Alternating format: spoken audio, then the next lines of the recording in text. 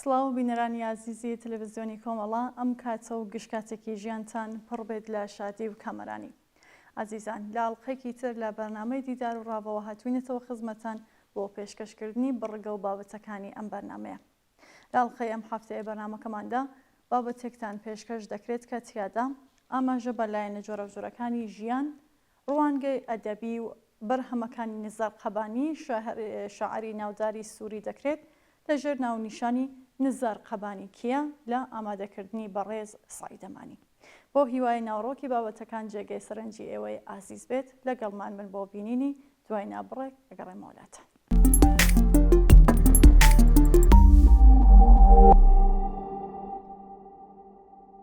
نزار قەبانی کێیە؟ نزار تۆفیق قەبانی هۆزانبان و دیپلۆماتکارێکی هاوچەرخی سووریا لە 21 ئازاری ساڵی 1923 لە خێزانێکی عەرەبی دەمێشقی لەدایک بووە. باپیرەی ئەبوو خەلیل بە یەکێک لە ڕابەڕانی شانۆی عەرەبی دادەنرێت. لە زانکۆی سووریا بەشی مافی تەواو کردووە و دوای تەواوکردنی زانکۆ لە ساڵی 1945 کاری دیپلۆماسی کردووە لە پایتەختە جیاجیەکاندا تاکو لە ساڵی 1966 نامەی واسهێنانەکەی پێشکەش کردووە. یەکەم دیوانی شعری خۆی لە ساڵی 1944 بڵاو کردەوە بە ناوی ئەسمەرەکە پێگوتم وە بەردەوام بوو لە کاری نووسین و بڵاوکردنەوە کە لە ماوەی نیو سەردەدا ژمارەیەکەیان گەیشتە 35 دیوان. لە دیارترینیان منداڵی نەهەند و وێنەکێشان بە وشەکانن. لە بەیروت خانێکی بڵاوکردنەوەی دامەزراند بە ناوی بڵاوکراوەکانی نزار قەبانی. لە هۆنراوەکانیدا دەمەشق و بەیروت شوێنی تایبەتیان هەبوو. لە دیارترینیشان قەسیدەی دەمەشق و بەیروت ئەی خانی دنیا. لە جەنگی ساڵی 1967 عەرەب کە عەرەب ناوینا نسکۆ گۆڕانێکی تەواوی هێنا بەسەر ئەزموونی ئەدەبی و هۆنراوەی نزار قەبانیدا کە دەری هێنا لە شێوازی باوی هۆنراوەی لە پیاهەڵدانی ژن و خۆشەویستی بۆ شێوازی دەستێوەردانی سیاسی. هۆنراوەی لێوارەکانی تێنووسی نسکۆ گەردە لولێکی دروست کرد لە نیشتمانی عەرەبیدا و گەیشتەوە ئاستێکە ڕێگری لە بڵاوبوونەوەی بکرێت لە مێدیاکاندا. هۆنراوە لای نزار قەبانی پەیامێکی مرۆڤانە و خۆشەویستیانەی باڵای هەیە و جەختکردنەوەیە لە ماف و خۆسەلماندنی ژن وەک ڕەگەزێکی سەربەخۆ لە گوزارشکردن و ناسکی مێینەبوونی. هۆزانبانی فەلەستینی عەزەدین مۆناسرە لەبارەیە گوتوویەتی نزار هەروەک ئەوەی لە بەیروت ناسیم یەکێکە لە بەڕێزترین و نەرمونیانترین شاعیرەکە. بابەتی عشق و خۆشەویستی کاریگەری گەورەی هەبوو لە بەناوبانگبوون و بڵاوبوونەوەی ناوی نزار قەبانی. هۆنراوەکانی لەلایەن چەندەها هۆنەرمەندی کۆن و تازەوەکراون بە گۆرانی و وتراون وەک کازم ساهیر، کولسوم، فەیروز، عەبدولحەلیم حافز، نەجات سەغیرە، فایز ئەحمەد، ماجدە ڕوومی و محەممەد عەبدە و چەندین هۆنەرمەندی تر. بەشێکی زۆر لە هۆنراوەکانی نزار قەبانی لەلایەن کازم ساهریەوە کراون بە گۆرانی.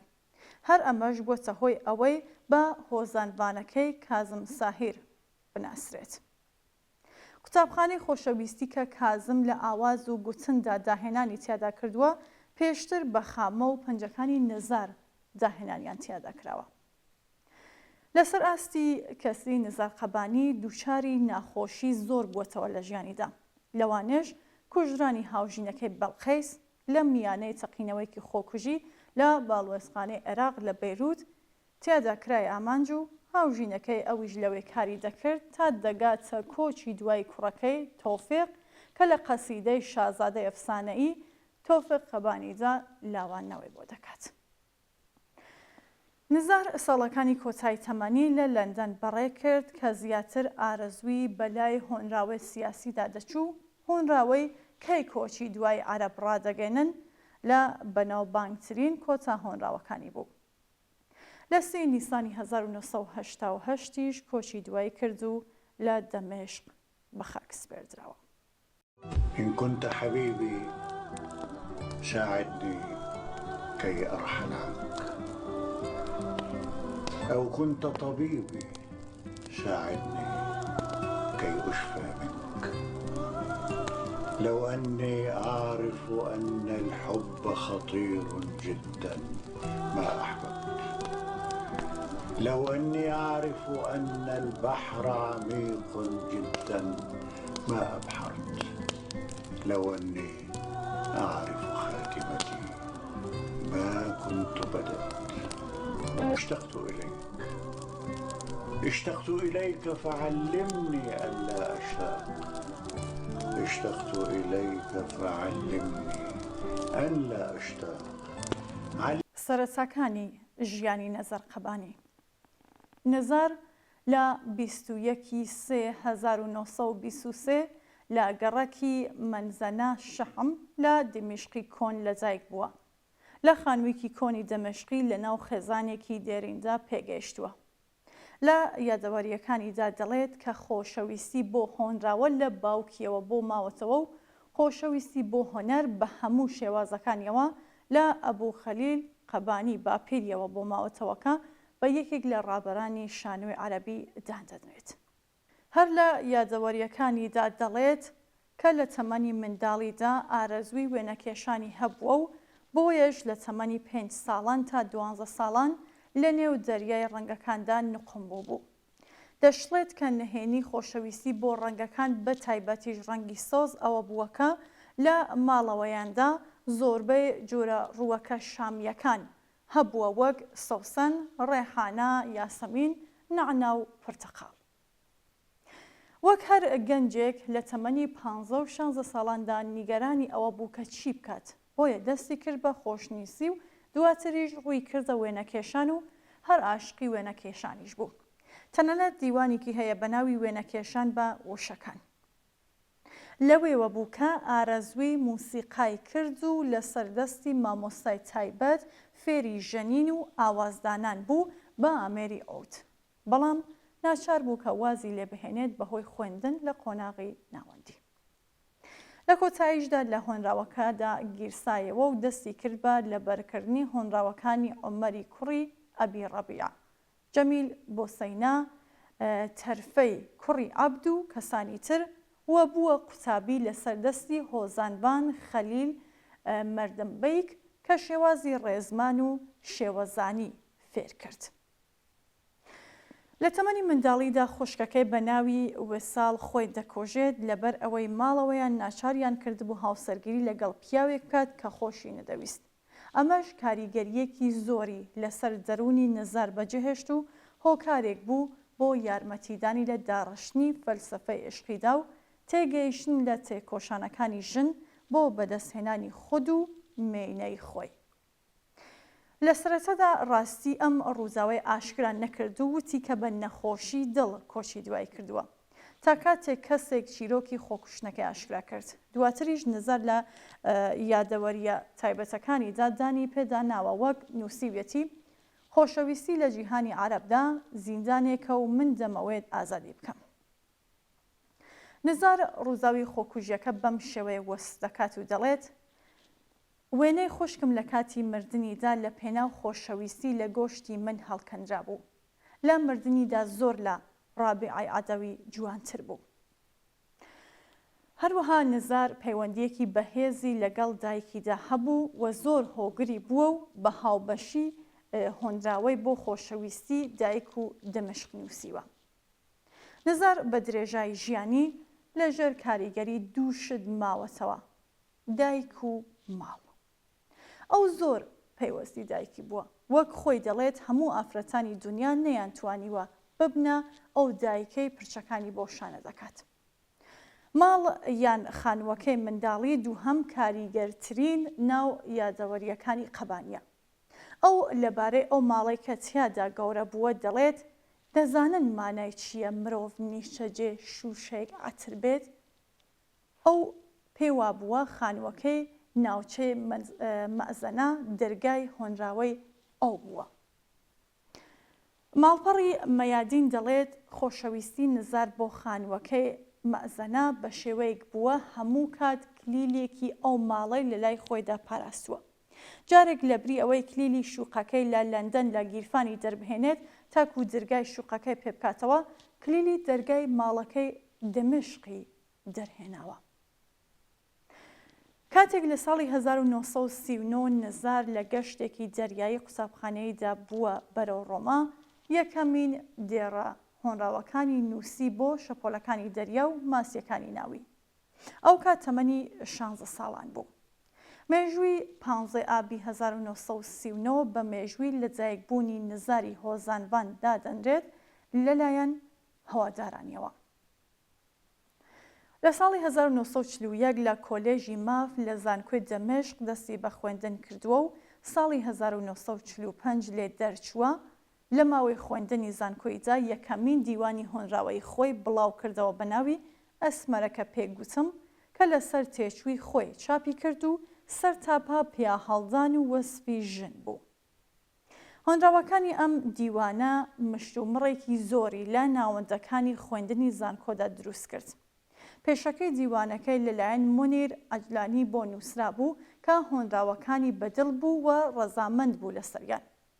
دوای ئەم دیوانە وەک هۆزانبانێکی پۆرنۆگرافی ناوی دەرکرد و نزار لەبارەی دەرچوونی یەکەمین دیوانیدا نووسیوێتی لە کاتی دەرچوونی دیوانەکەمدا ئازارێکی قوڵی دروست کرد لە جەستەی شارەکەدا کە ڕەدی دەکردەوە و بە خەونەکانی ئاشنا بێت.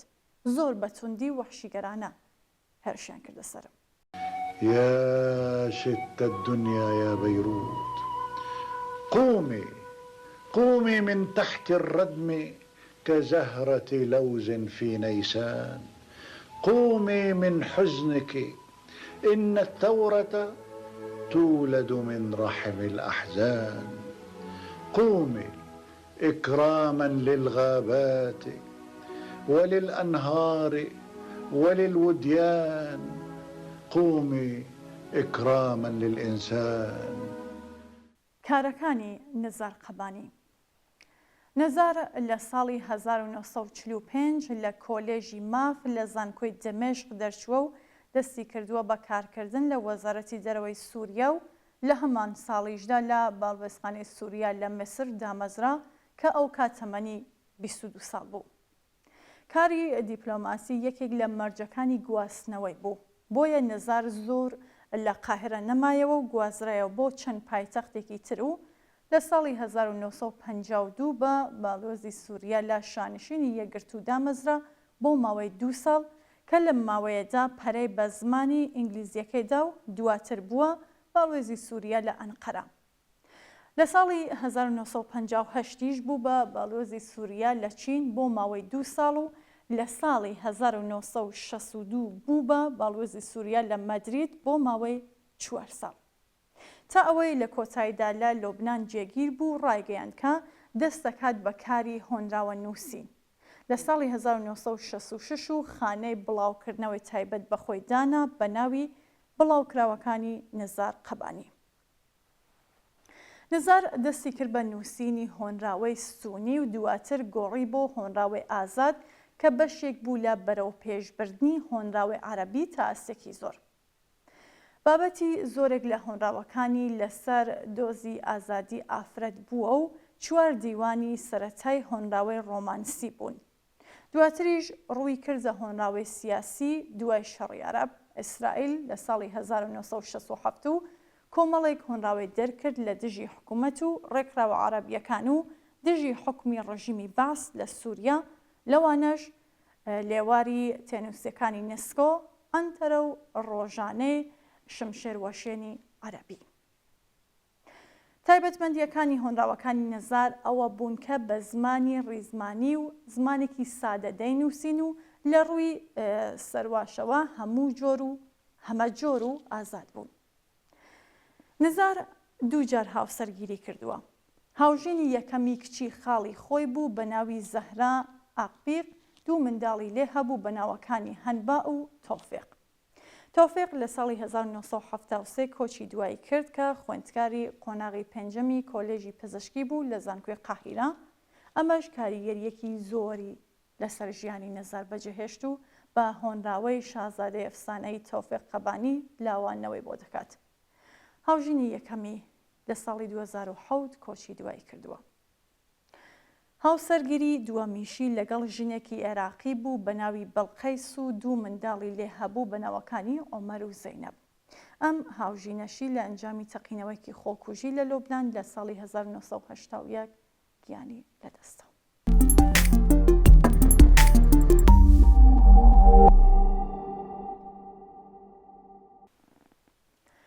چیرۆکی خۆشەویستی نەزار و بەڵقەیس. نزار لە ئێوارە کۆڕێکی هۆنراوەئی لە بەغداد چاوی بە بەڵقەیس دەکەوێت و عاشقی دەبێت. بەڵقەیس کچی خێزانێکی بەناوبانگی شاری ئەعزەمیەی عێراق بوو. نزار دەچێتە داوای، بەڵام داواکەی ڕەدەکرێتەوە چونکە باوکی بەڵقەیس ناوبانگی نزاری بیست بوو و هۆزە عەرەبەکانی ئەویش ڕێگەیان نەدەدا کچەکانیان لەگەڵ هۆزانبانێک هاوسەرگیری بکات کە بە باڵای ژندا هەڵبڵێت. بۆیەش بەو پەڕی دڵتەنگیەوە دەگەڕێتەوە بۆ کاری دیپلۆماسیەکەی لە ئیسپانیا. دوای 7 ساڵ داوەتنامەیەک پێشکەشی نزار دەکرێت بۆ بەشداریکردنی مێرەجانی هۆنراوەیی مەربەد لە عێراق. ئەویش ئەم هەلەی قۆستەوە بۆ دووبارە بینینەوەی بەڵقەیس.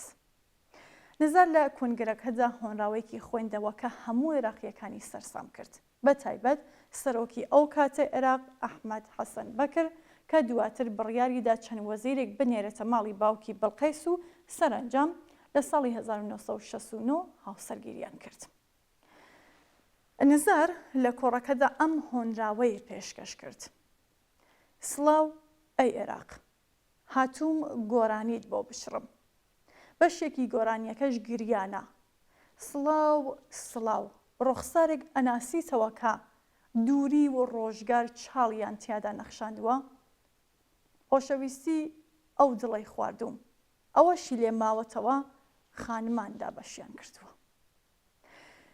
دوای هاوسەرگیریەکەیان بۆ ژیانکردن ڕوویان کردە لۆبنان و دوو منداڵیان بوو بە ناوەکانی عۆمەر و زەینەب. بڵقەیس وای لەم هۆزانبانە گەورەیە کردبوو کە ببێت بە بەندەیەک لە بەندیخانەی خۆشەویستی ئەو. جوانترین هۆنراوە و پێهەڵدانەکانی بۆ نووسی و بووە سەرچاوەی ئیلهامی ئەو هۆنراوانەی تا ئێستاش چێژی لێ دەبینیم. نمونەی یەکێک لە هۆنراوە جوانەکانی نزار بۆ بڵقەیس: شایەتی دەدەم کە هیچ ژنێک نەیتوانی یاریەکە بکات جگە لە تۆ، وە بەرگەی گەمژەئی منی گرتە بێت بۆ 10 ساڵ وەک ئەوەی تۆ بەرگەت گرت، و ئارامی گرتە بێت لەسەر شێتیم وەک ئەوەی تۆ ئارامت گرت، و نینۆکەکانی بۆ کردبێتم، و تێنووسەکانی بۆ ڕێک خستبێتم، و بردبێتمی بۆ باخچەی ساوایان جگە لە تۆ. لە کاتی شەڕی ناوخۆی لۆبنان لە میانەی تەقینەوەیەکی خۆکوژی کە باڵوێزخانەی عێراق تیادا کرا بۆ ئامانج لە بەیروت، بەڵقەیس لە 15/12/1981 لەگەڵ چەندین خەڵکی تری سێڤیل دەکوژرێت. هۆکاری تەقینەوەی کۆنسولخانەکەش وەک تۆڵەیەک بوو بۆ سەرۆکی ئەو کاتە عێراق سەدام حوسێن، و تەواوی تۆمەتەکەش خرایە سەر سەرۆکوەزیرانی پێشووی عێراق نووری مالکی کە بەرپرسی باڵای سەربازی حزبی داوای ئیسلامی بوو. نزار بە شێوەیەک ئازاری چشت کە هەرگیز نەیبینی بوو و تووڕەی خۆی لە قەسیدەیەکدا دەردەبڕێت بە ناوی بەڵقەیس کە بە درێژترین قەسیدەی لاوانەوە هەژمار دەکرێت. هاوارێکی پڕ لە خەم و حەسرەت دەهۆنێتەوە. بە یەکێک لە قەسیدە هاوچەرخە بەناوبانگەکانی هۆنراوی عەرەبی دادەنرێت و تیادا هەمووان تۆمەتبار دەکات لە کوشتنیدا و دەڵێت: سپاستان دەکەم، سپاستان دەکەم، خۆشەویستەکەم کوژرا، ئێستاش دەتوانێت لەسەر گۆڕی ئەو شەهیدە پێکێک هەڵدەن، بۆ هۆنراوەکەم تیرۆرکرا. ئایا هیچ نتەوەیەک هەیە لەسەر زەوی جگە لە ئێمە دەستی بچێتە خوێنی هۆنراوە؟ بڵقەیس جوانترین شاژنەکانی مێژووی بابل بوو. بڵقەیس بەرزترین دارخۆرمەی خاکی عێراق بوو. کاتێک بە ڕێگادا دەڕۆشت تاووز یاوەری دەکرد. ئاسک شوێن پێ دەکەوت: بڵقەیس، ئەی ئازارەکەم، ئەی ئازاری هۆنراوە کاتێک پەنجەی بەری دەکەوێت، ئاخۆ دەبێت دوای قژی خاوت گوڵەگەنمەکان گۆڵ بکەن، ئەی نەینەوای سەوز، ئەی قەرەجە ئەسمەرەکەم، ئەی شەپۆلەکانی دیجلە کە لە بەهاراندا جوانترین پاوان لە پێدەکات، تۆیان کوشت ئەی بەڵقەیس. نزار دوای بەڵقەیس هاوسەرگیری نەکردەوە و بە یەکجاری لوبنانی جێهێشت و ڕووی کردە دەرەوەی وڵات. هەروەها سەرکردەی فەلەستینی یاسر عەرەفات هاوخەمی خۆی بۆ قەبانی دەربڕی و لا نووسینەکەیدا بەڵقەیس بە گوڵی شۆڕشی فەلەستین ناو دەبات. ناشتنی بەڵقەیس بە کەرنەڤاڵی سەربەزی و کەرامەت دەناسرێت و تەرمەکەی بە ئاڵای هەردوو وڵاتانی عێراق و فەلەستین داپۆشرا بوو. تەرمەکەی لە گۆڕستانی شەهیدەکانی فەلەستین لە شاری ئاعەزەمیە عێراق بەکار سپێردرا بەهۆی ئەو خزمەتەی بەڵقەیس لە شەڕدا پێشکەشی فەلەستینیەکانی کردبوو.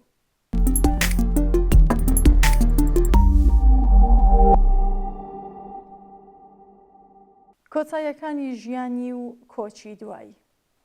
دوای کوژرانی بەڵقەیسی هاوسەری، نزار لۆبنانی جێهێشت و لە نێوان پاریس و جەنێڤدا هاتوشوی دەکرد تا لە کۆتاییدا لە لەندەن جێگیر بوو کە 15 ساڵی کۆتایی ژیانی لەوێ بەڕێ کرد.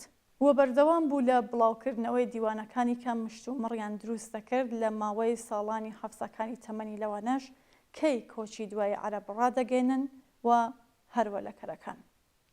لە ساڵی 1997 باری تەندروستی نزار تێک دەشێت و دوای چەند مانگێک واتە لە 1998 بەهۆی نۆرەی دڵەوە لە تەمەنی 75 ساڵی لە لەندەن کۆچی دوای دەکات.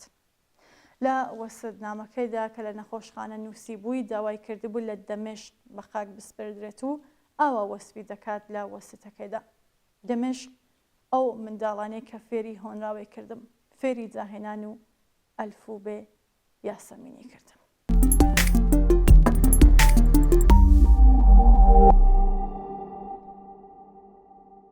پێهەڵدان و یادکردنەوەکانی.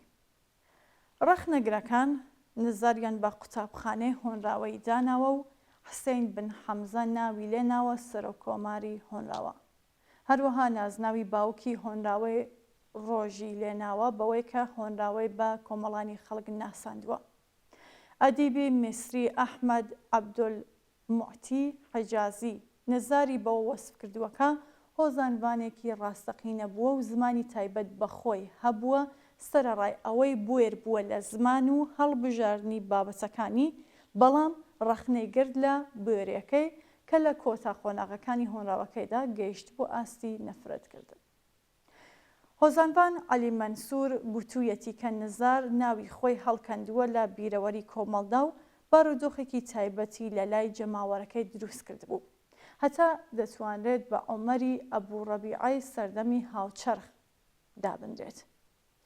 لەسەر هۆنراوە سیاسیەکانیشی حسین بن حەمزە دەڵێت عەرەب جۆری جیاوازی پێهەڵدانیان چێشتووە لە نێوان لۆمەکردنی خۆیان و ئەشکەنجەی دەسەڵاتداران بە ڕێگایەکی کاریگەر بۆ دەرکردنی تووڕەیی و ئازارەکانیان. هەروەها نزار ڕۆڵێکی دیاری هەبوو لە نوێکردنەوەی بابەتەکانی هۆنراوەی عەرەبی نوێ، هەروەک ڕابەرایەتی ڕێوڕسمی شیوەنی سیاسی کردووە و لەگەڵ یەکەم چاوپێکەوتنی قەدەغەکراوەکان. هەروەها زمانەکەی لەگەڵ نوێگەری هۆنراوەییدا بووە و بە زمانێکی نزیک لە ڕۆژنامەگاری دەینووسی کە کەسانی ڕاهاتوو بە بارودۆخە نەگۆڕەکانی شۆک دەکرد بە خواستە بیریە گەورەکان. ئەم نوێگەریەی کاریگەریەکی دیاری هەبوو لەسەر کتێبە هۆنراویەکان، ئەمەش لەبەر ئەوە بوو کە هۆنراوەکانی نزار خێرا بڵاو دەبوونەوە. لەلایەکی ترەوە هۆنراوەی نان و حەشیش و مانگی مشت و مڕێکی زۆری دروست کرد لە دەمێشق و گەیشتە پەرلەمانیش بەهۆی ڕەتکردنەوەی لەلایەن گۆرە پیاوانی ئاینی کە دوای کوشتنی کە داوای کوشتنی نزاریان دەکرد بۆیە لە دەرەوەی سووریا دووبارە بڵاوی کردەوە. سەرڕای ئەوەش پارێزگاری دەمێشق بڕیاریدا ئەو شەقامەی کە نزاری تیادا لەدایک بوو بە ناوی ئەوی بکات. نزار لەم بارەیەوە دەڵێت ئەو شەقامەی کە دەمێشق خەڵاتی کردوم خەڵاتی تەمەنم و جوانترین ماڵە کە هەم بێت لەسەر خاکی بەشت. بیرتان بێت کە ڕۆژێک لە ڕۆژان منداڵێکی ئەم شەقامە بووم، لەسەر بەردەکانی یاریم کردووە، وڵەکانیم لێ کردووەتەوە بە ئاوی نافورەکانی پەنجەکانم تەڕ کردووە.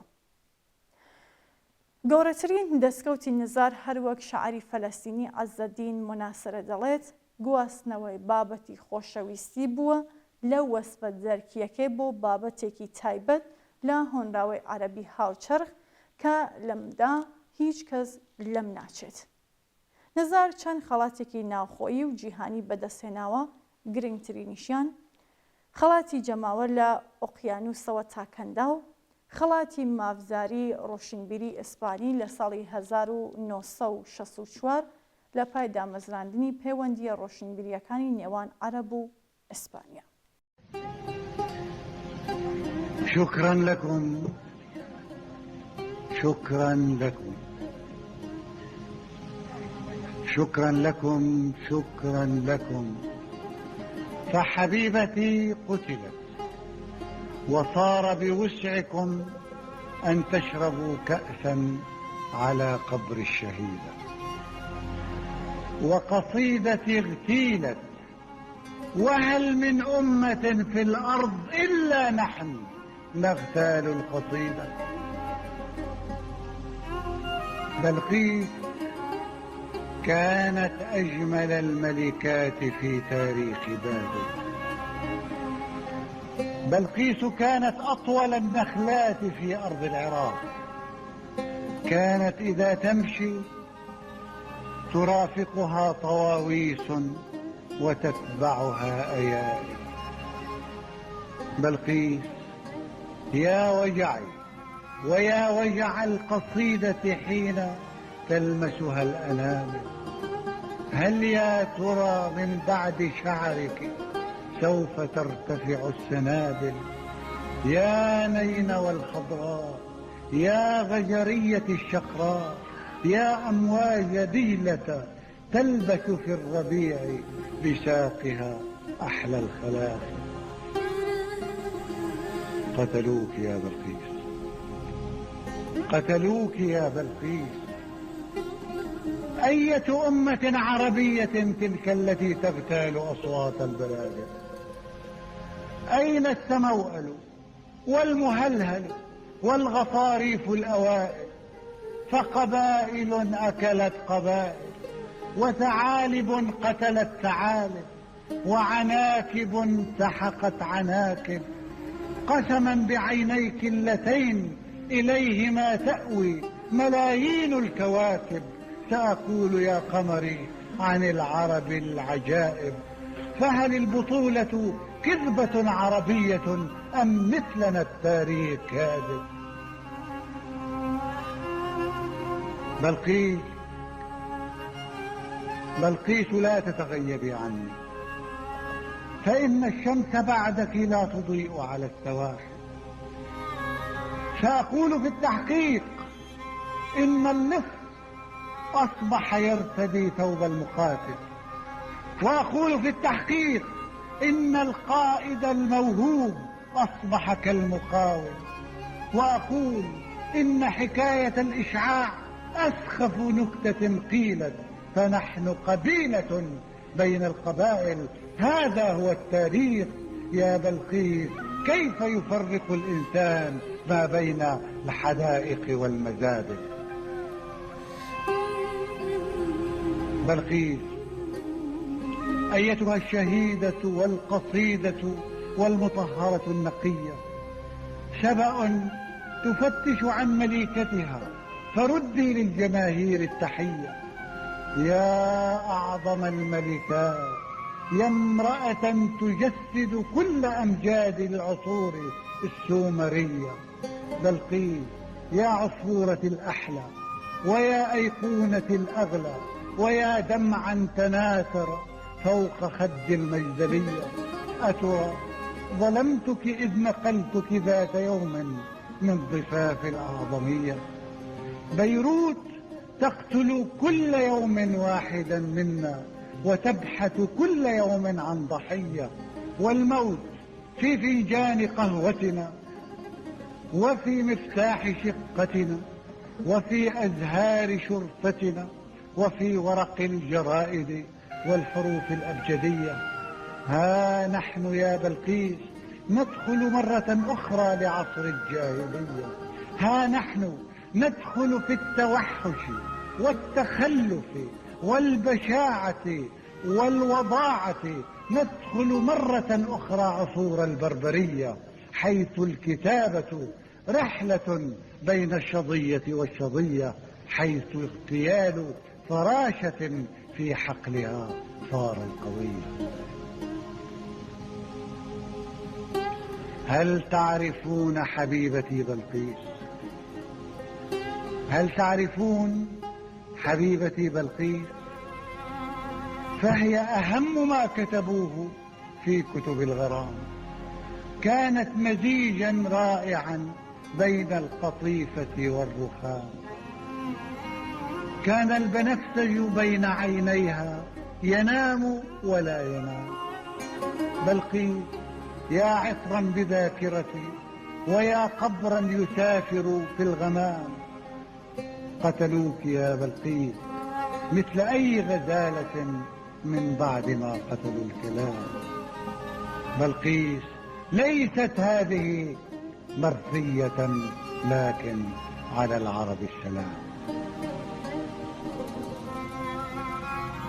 بلقيس هذا موعد الشاي العراقي المعطر والمعتق كالسلاف. فمن الذي سيوزع الأقداح أيتها الزرافة؟ ومن الذي سيقبل الأولاد عند رجوعهم؟ ومن الذي نقل الفرات لبيتنا وورود دجلة والرصافة؟ بلقيس إن الحزن يثقبني، وبيروت التي قتلتك لا تدري جريمتها، وبيروت التي عشقتك تجهل أنها قتلت عشيقتها وأطفأت القمر.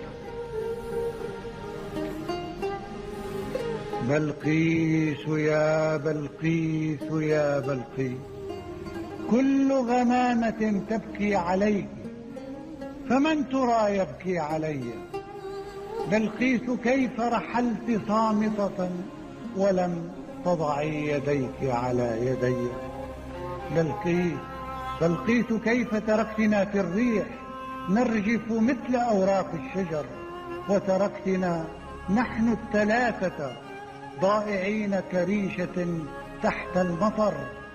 أتراك ما فكرت بي وأنا الذي يحتاج حبك مثل زينب أو عمر؟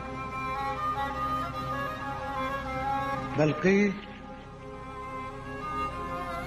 أيتها الأميرة، بلقيس أيتها الأميرة، ها أنت تحترقين في حرب العشيرة والعشيرة. ماذا سأكتب عن رحيل مليكة؟ إن الكلام فضيحة. ها نحن نبحث بين أكوام الضحايا عن نجمة سقطت وعن جسد تناثر كالمرايا. ها نحن نسأل يا حبيبة إن كان هذا القبر قبرك أنت أم قبر العروبة؟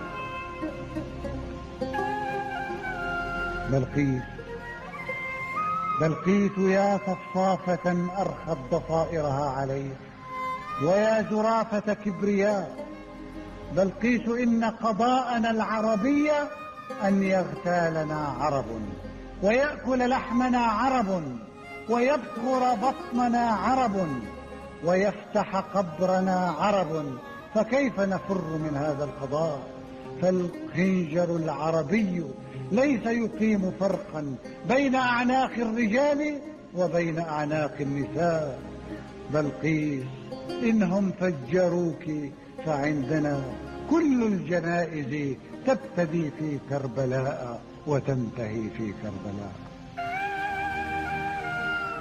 بلقيس يا قمر الذي طمروه ما بين الحجارة، الآن ترتفع الستار، الآن ترتفع الستار.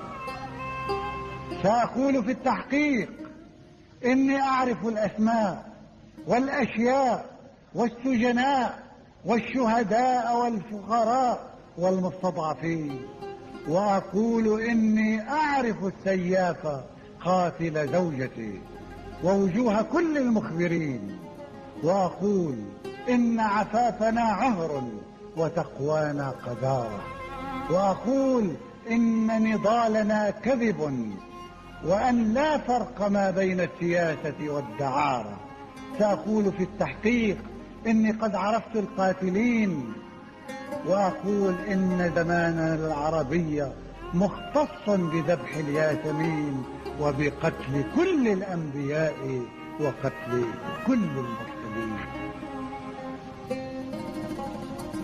بلقيس يا فرسي الجميلة، إنني من كل تاريخي خجول.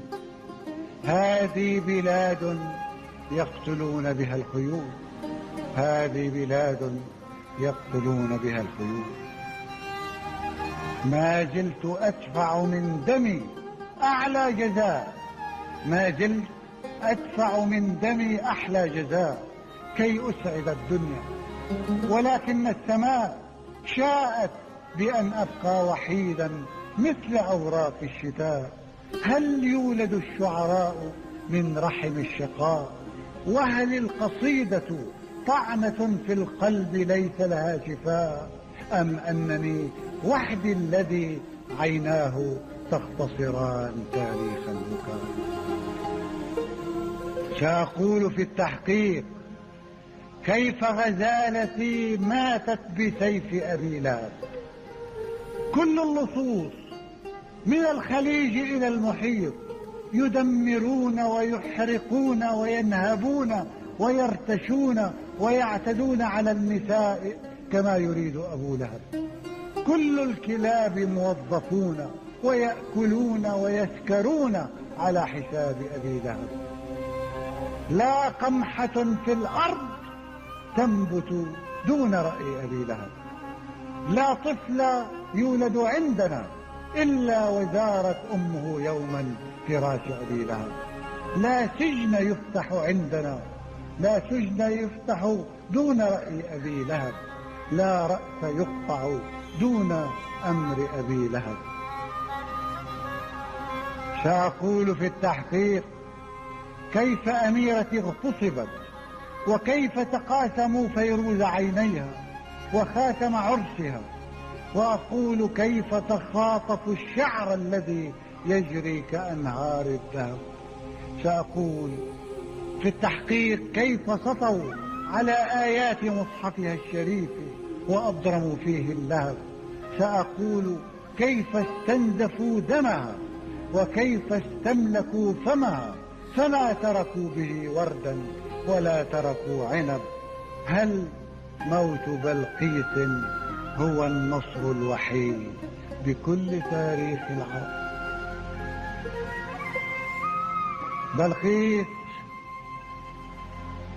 بلقيس يا معشوقتي حتى السمال، بلقيس يا معشوقتي حتى السمال. الأنبياء الكاذبون يقرفصون ويركبون على الشعوب ولا رسالة. لو أنهم حملوا إلينا من فلسطين الحزينة نجمة أو برتقالا، لو أنهم حملوا إلينا من شواطئ غزة حجرا صغيرا أو محارة، لو أنهم من ربع قرن حرروا زيتونة أو أرجعوا ليمونة ومحوا عن التاريخ عارة، لشكرت من قتلوك يا بلقيس يا معبودتي حتى التمالة، لكنه تركوا فلسطينا ليغتالوا غزاك. ماذا يقول الشعر يا بلقيس في هذا الزمان؟ ماذا يقول الشعر في العصر الشعوبي المجوسي الجبان والعالم العربي مسحوق ومقموع ومقطوع اللسان؟ نحن الجريمة في تفوقها، فما العقد الفريد وما الأغاني؟ أخذوك أيتها الحبيبة من يدي، أخذوا القصيدة من فمي، أخذوا الكتابة والقراءة والطفولة والأماني. بلقيس يا بلقيس، يا دمعا ينقط فوق أهداب الزمان، علمت من قتلوك أشرار الهوى، لكنهم قبل انتهاء الشوق قد قتلوا الحصان. بلقيس أسألك السماح، بلقيس أسألك السماح، فربما كانت حياتك فدية لحياتي. إني لأعرف جيدا أن الذين تورطوا في القتل كان مرادهم أن يقتلوا كلماتي. نامي بحفظ الله أيتها الجميلة، نامي بحفظ الله أيتها الجميلة، فالشعر بعدك مستحيل والأنوثة مستحيلة.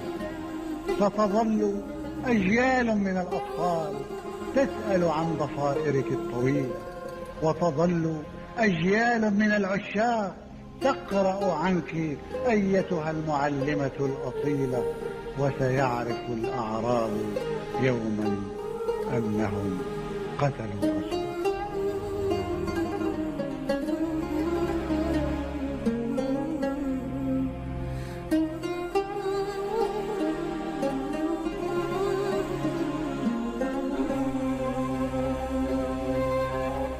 بەڵێ ئازیزان و بینەرانی خۆشەویست، بەم شێوەیە هاتینە کۆتایی بەرنامەی ئەمڕۆشمان.